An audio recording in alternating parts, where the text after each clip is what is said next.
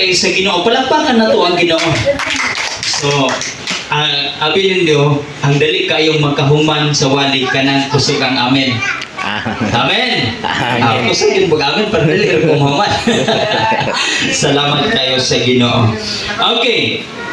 So niadto nga nang labay mga tuig bulan sa ato ang kinabuhi. Higala igsoon makaingon ta nga mura bang wala may kabaguhan ning ako ang dagan sa panginabuhi nako karon. Mura bang wala may kabaguhan ning akong pagpangalagad sa Ginoo karon. So karon nga panahon higala igsoon dunay pulong nga nag-ingon ang Ginoo sa Isaias 44 versikulo 18, apan ang Dios nag-ingon, no? Ayaw na hinumdumi ang nangagi ug ayaw pagpabilin diha sa mga butang sa karaang panahon. Usahay sa atong kinabuhi higala igsoon ginapamalandungan nato kanunay kung kinsa ka ug unsa ka kaniadto sa unang panahon. Mao hinungdan nga atong tan-awon karon ang pulong sa Ginoo unsaon nato ang niagi nga mga bulan niaging tuig sa atong kinabuhi o mga panghitabo sa atong kinabuhi ato baning kanunay hinumduman o ato na lang kaning itugyan sa Ginoo kaysa niaging mga tuig failure ka ug unsa imong gidangaton sa kinabuhi ug karon higala igsoon magpabilin ba ka diha sa pagpamalandong sa mga butang sa nanglabay mga tuig magpamalandong sa imong kinabuhi kinsa ka ug unsa ka apan hangtod karon walay nahitabo sa imong kinabuhi ug Amen. Amen. Bitaw Lord. Wala yung bitaw ko nakasunod Lord. Mao tong hinungdan. Mao ni mga hinungdan Lord. No? Ang pinadayang Kapitulo 21:5 makita nato diha nga ang Ginoo kanunay siyang nagahimo og maayong mga butang sa atong kinabuhi. Ang Dios kanunay siyang nagahatag og nindot kaayo nga mga butang para sa atong kinabuhi apan niabot ang mga punto nga kita wala ni sanong sa atong pagpangalagad sa Ginoo o mao'y hinungdan na nga pakyas ta. Mao nang pulong nag-ingon pakyas. Pakyas yun. Kaya nga naman wala matumba ng iyang nindot nga plano. No. Sa kinabuhi ni Pedro, makita nato nga pila ka busy siya nga pakyas. Gabi ug adlaw tanan pakyas sa iyang kinabuhi. No.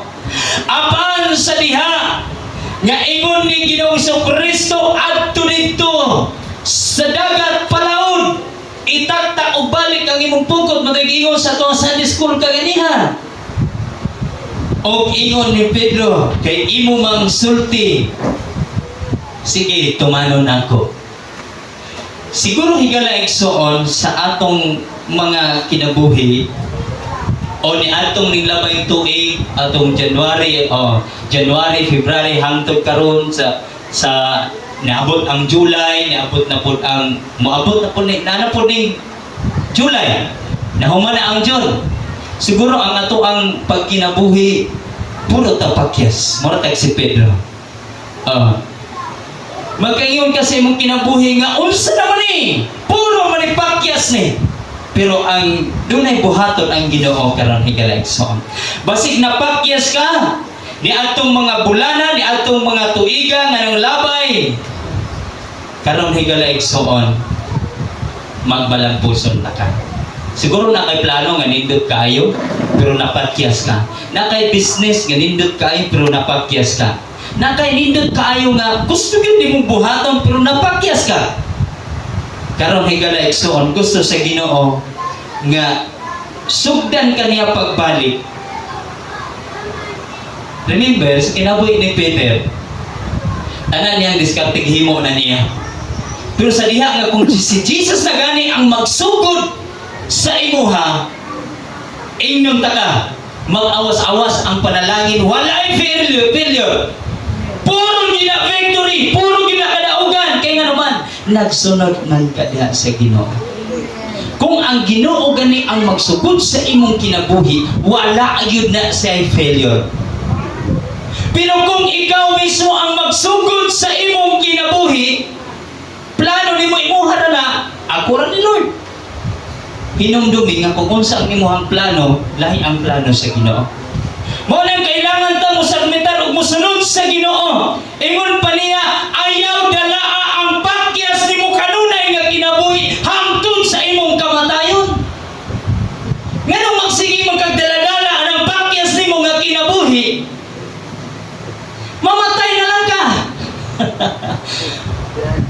Mupanaw na lang ka aning kalibutan na nagpabiling ka og tan-aw anang pakyas nimo nga kinabuhi. Sundi ko ng pagsunod sa Ginoo. So, pasabdi ko na nga ang Ginoo mamuhat sa imong kinabuhi, magsugod og pamuhat sa imong kinabuhi, ang imong trabaho, musunod lang ka sa gusto sa Ginoo. Matingalan kay higala igsoon, makaingon ka sa una, grabe ang mong kahintang. Mahimo na lang nimo history. Among balay sa una, haskan bauta. Amo ang kahintang sa una, mao ni among trabaho. Mamakalay rami. Pero karon kung sa gihit mo sa Ginoo, grabe jud ang Ginoo. Sunod lang sa Ginoo. Huh? Dunay gustong buhaton ang Ginoo sa imong kinabuhi. Ang Dios nga nagbuhat sa mga bag-ong adlaw, bag-ong butang sa atong kinabuhi, makahimo usab og mga bag-ong butang diha nimo higala. Palakpakan na to ang Dios. Praise the Lord. Dunay pag-ubahaton ang Dios nimo.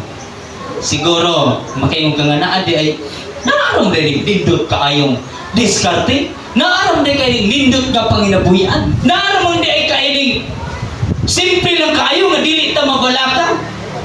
Kanunay rin yung nagsulti ang pulong sa Ginoo nga ayaw yung kabalaka. Naaraman ko.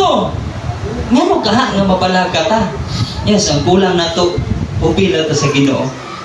Mao rin gid nay kulang, mao nang mabalaka ta. Nya mo ingon dito nga ay tao ra man gyud ta, naagid na ang kabalaka. Yes, naa ang kabalaka pero kung naa ang pulong sa Ginoo sa imong kinabuhi, wala na gyud kay angay kabalakan. Amen. Amen. Duha na lang, mahuman ako. Duha na lang kaaminan. Ikaduha, iya ang tanan nga panahon. Adunay mga panahon ang tanang butang. Nganong moingon man ka nga failure man ko permente, bisag unsay akong himuon, permente gyud failure. Okay, wala man ka nagsunod sa Ginoo. Wala man mo gisunod ang follow, ang gusto sa Ginoo nga buhaton nimo. Isip anak sa Ginoo. Ngano ka nga puro failure? Nga ang Ecclesiastes nagsulti diya sa chapter 3 verse 1 to 11, makita nimo nga ang tanang panahon adunay kanang ingon pa niya, adunay panahon ang tanang butang. Ana dito. Adunay panahon sa to pa, magtanom ka, adunay panahon sa pagtanom, ingon dito, napoy panahon sa pag-ibot. Nay panahon sa pagtanom, napoy panahon sa pag-ani. So dili pwede nga moingon ka nga iguro man gyud ko nagtanom, wa gyud ko inaani. Siguro na ay problema. Ato sa taso sa istorya kay duha na lang man kaaminan, di sa tanong paaminon kay mag-amin mo karon mahuman ako. Asa ta istorya gamay gid kaayo. Naay nagtanong og basakan pareha ning atong basakan. Para pag atong basakan no. Nagtanong. So, ang ilahang basakan nagtapad ra gyud ana, tapad. So natingala siya pag-abot sa dulon. Ang iyahang basakan nahurot gitaon sa dulon pati uhay way bilin. Wa gyud bilin, grabe ning dulon oy. Gihurot tanan nagtingala siya dito sa dapit sa tunga-tunga nga naa may basakan dito nahibilin gyud. Wa gyud makuhain. Ingon niya unsa kay sekreto aning tawhana? Giadto niya dito. Ingon niya nga, Brad, unsay sekreto nimo? Hawa na ang tibuok basakan apan ang imuha nagpabilin nga himsok ang mga uhay. Ingon dayon atong iyahang kasikpit sa humayan, ang sekreto nako Brad kanang Malakias 3:10. Asa man na mapalit Brad? Karon kay nagtuo siguro tong kuano komedya tong istorya katong pangutanaha ba? Wala na po dito bag tong kuan. Asa ka mapalit no? Asa ka mapalit ng Malakias 3:10? Adto na siya sa lungsod. sa mga agreement supply. Ngita siya dito. Brad, asa makapalit na mo'y baligyan nga medisina, Brad. Unsa man na? Sir, kanang kuan, Brad, kanang malakyas tristis. Ay, wala may baligyan na, sir. Wala may baligyan na, sir. Atong nalibot na niya. Pangita. Balik na po sa ito, Brad. Asam dito ni mong palitong malakyas tristis. Ingon day atong kuan. Wala man ang mapalit mo, Brad. Naman na sa Bible, makita na to. Ang nasa malakyas tristis, dadang ka na pulo nga to sa templo. Ano na yung pagkaon dito? Unya katupong sa 2 Corinthians, Brad. Mo to ang isa day, bla bla bla bla. Ang gisulti na niya tanan. Di ay, mo rin ni sekreto ni mo. So, sunod lang yun sa Ginoo. Makita ni mo, grabe, harvest siya, patindaghana. Unya, ang para yun sa Ginoo, yatag yun niya sa Ginoo. Mo rin na sekreto, follow lang yun, sunod lang sa Ginoo, sa gusto sa Ginoo, sa kong kinabuhi. No? So makita dayon nimo ang resulta. So adunay tanan ang mga panahon, ingon pa niya adunay panahon ang tanang mga butang. Siguro mao nang makaingon ka nga gihimo naman ako ang tanan, gihimo ng tanan mga diskarte. Pero wala may naabot sa kuha. Wala nahitabo. Unsa ka? No? Pero ang Ginoo nag-ingon, ang akong mga panahon, matahong. Mo na gisulti sa Ecclesiastes. Matahong. Yes, unique ang tanang panahon. Matag adlaw sa atong kinabuhi, makaingon mo nang pasalamatan nato ang Ginoo kay matahong gyud ang tanan nga adlaw. Amen. Amen ba? Di ko mo gustong human ko ba? Amen. Sana lang ka amen. Sana lang gyud. Kay di mo maamin, di pa mo gusto, di ko mo gumundang pod kay sabot na to sabot. Okay, ikatulo. Ang Ginoo magtagana og mga panalangin. Amen. Kumana kong na. Amen. Pwede mo yun. Ano ba isa ka amin? Sipyat ko na. Sipyat ko. Ang Ginoo magtagana og panalangin. Ingon pa niya. Tunga na karon sa tuig. Amen ba? Amen. Isa. Ang iyong kita ni. Tunga na sa tuig. Pero wala mo undang ang pagtagana sa Ginoo sa iyang mga panalangin alang kanato. Palpakan na to ang Diyos. Wow! Grabe ang Ginoo mamuhat dyan. Matingalan ko, July naman dahil ron. Pero wadyo ko na pas mo. Grabe ang Ginoo. Siguro atong January parang napas mo tagamay. Pero pagka June, pagka February kay pas mo na lang, di na pas mo kay murag way klaro. Pas mo na lang. Atong pagkasunod bulan wala na pas mo kay busog na. Atong sunod bulan ana. Abi ninyo atong April. Grabe yung sakripisyo na mo. Sakripisyo. Nagkalas ko, nag-uma. Murag pasong-pas mo gito kamay kay nga naman.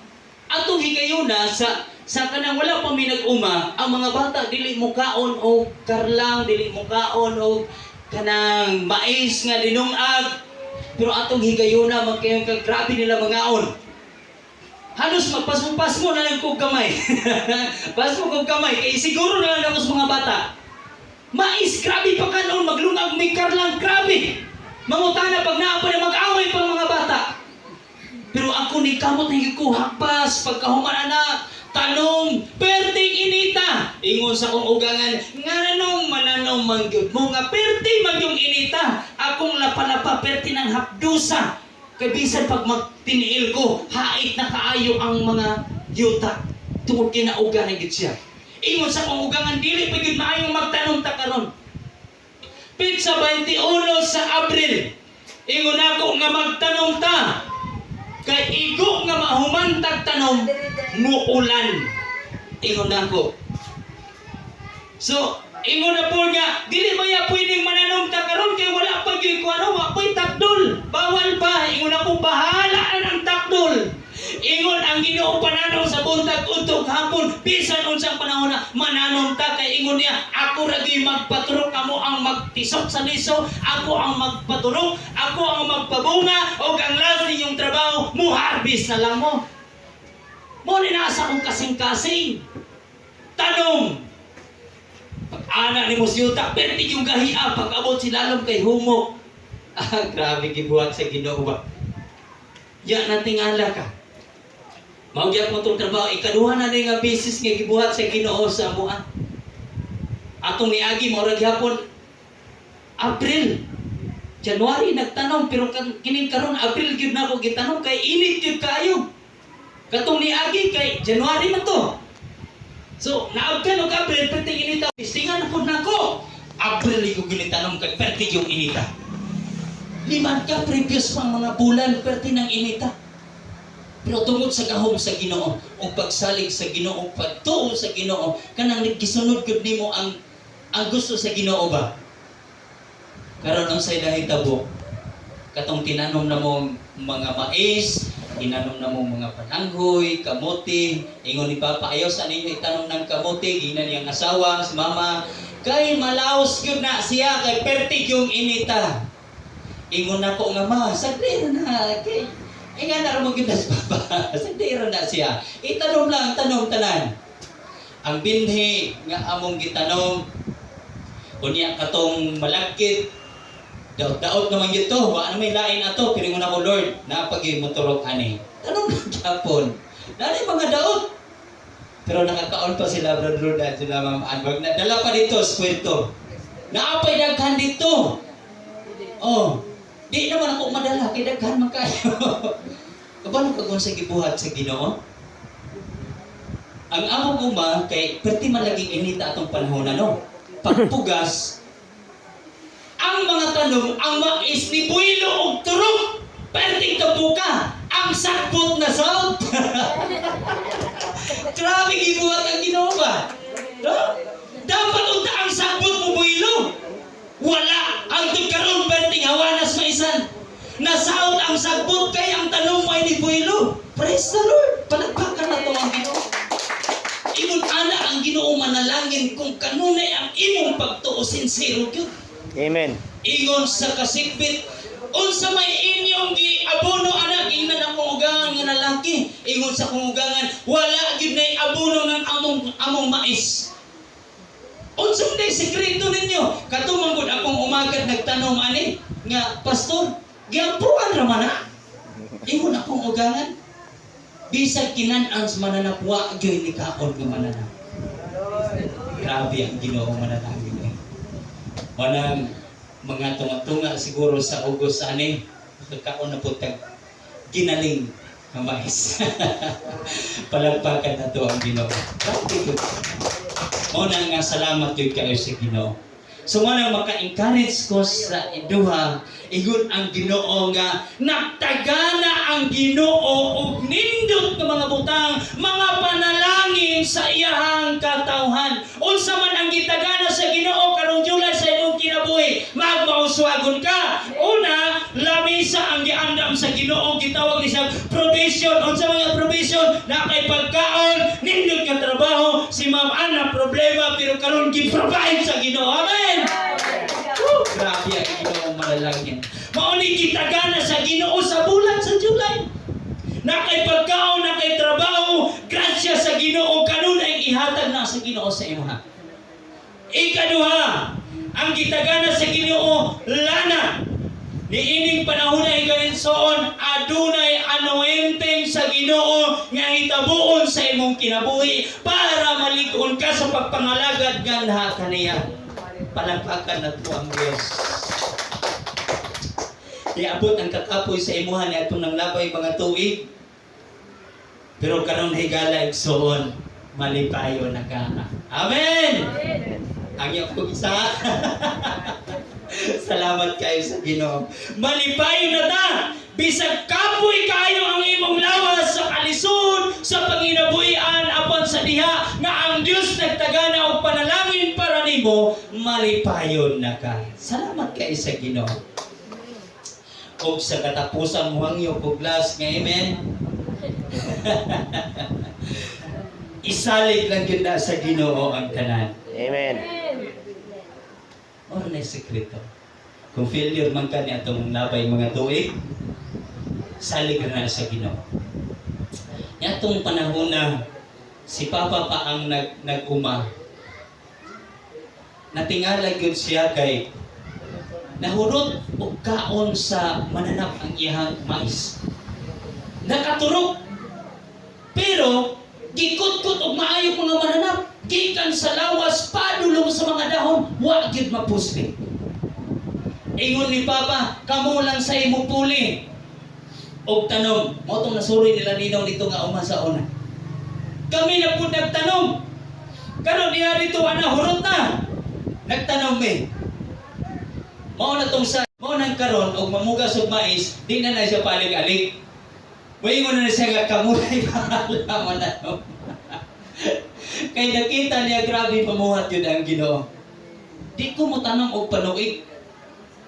Kay gusto na kong sination kanunay ang gahom sa Ginoo. So isalig lang nato ang Ginoo higalaigsoon. Ang tanan ihatag na nato sa Ginoo. Dili na to kontrolon ang ato ang panahon. Ang ato ang mga plan, dili kita makontrol. Ano man, kung ikaw ang magkontrol sa tanan, posible failure gid ka. Na ang Ginoo nga, Lord, ikaw ang magkontrol sa akong kinabuhi. Ikaw na yung magkontrol sa tanan. Unsaon man nato ni? Unsaon to pagsalig sa Ginoo? Ampo ka kanunay sa Ginoo, magsunod ka kanunay sa Ginoo, magpasalamat ka kanunay sa Ginoo. Kay ang Dios naghuman sa tanan, siya gihapon ang maghuman karon. Palakpakan na to ang Ginoo.